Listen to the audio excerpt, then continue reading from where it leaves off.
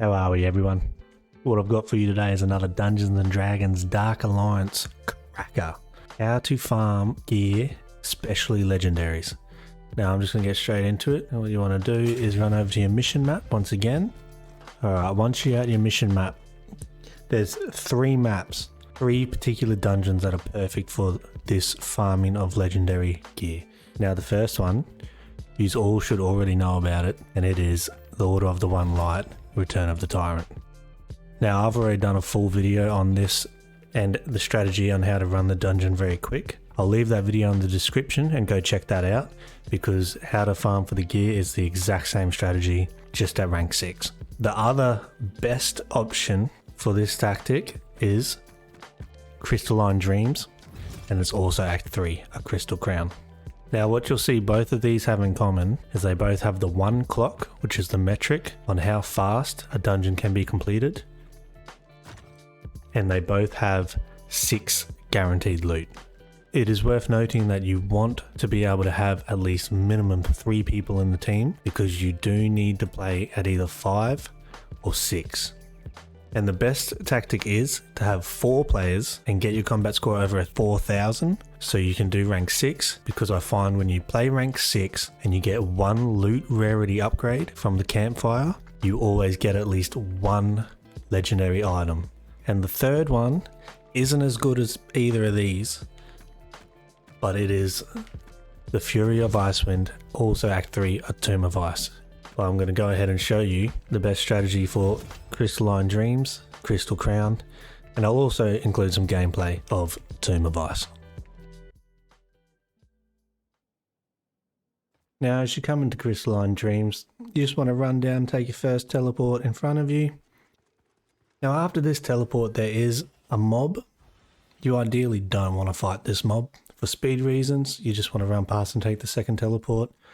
The team I currently had wanted to fight them, so I was happy to oblige and we fought them. It would only take a minute longer on your dungeon run if you wanted to fight them, so it's no stress at all. So once you've finished fighting them, the second teleport is just above you, or in front of you rather. You want to take that teleport, and down here is the only mob you want to fight. Because once you take on this mob and you defeat them, there will be a campfire where you can get a loot rarity. As always, it'll offer you a rest. You do not want to take the rest. You never want to take the rest, in my opinion, especially on these boss runs. In the longer dungeon runs you can take the rest, but at the same time, if you can avoid it, avoid it.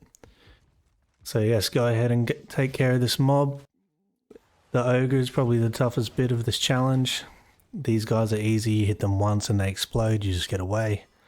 So get your loot rarity and then run forward and take the last teleport to the boss fight, and you're already at the boss fight.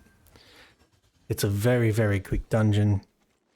The only thing that stunts the progress in this dungeon is when you're playing this boss, he has one tactic that happens at least twice. It can happen 3 times, I believe, where he goes immune during one of his attacks.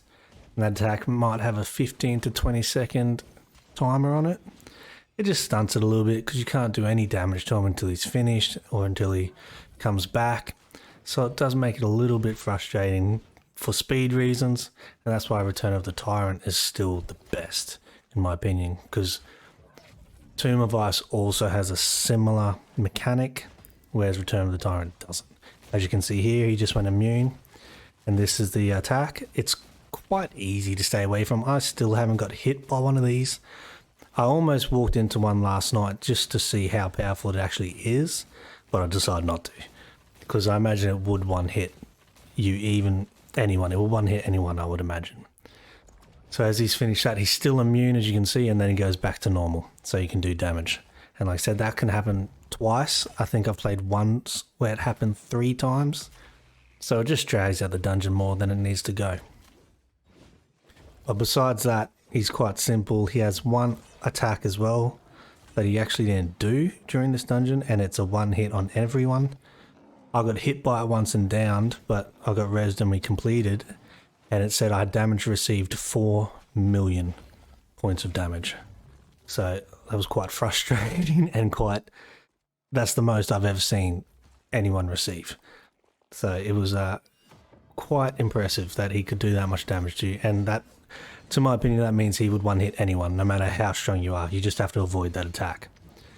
And we're going to go ahead here and finish this fight. He's, like I said, he's not that tough. You just got to avoid...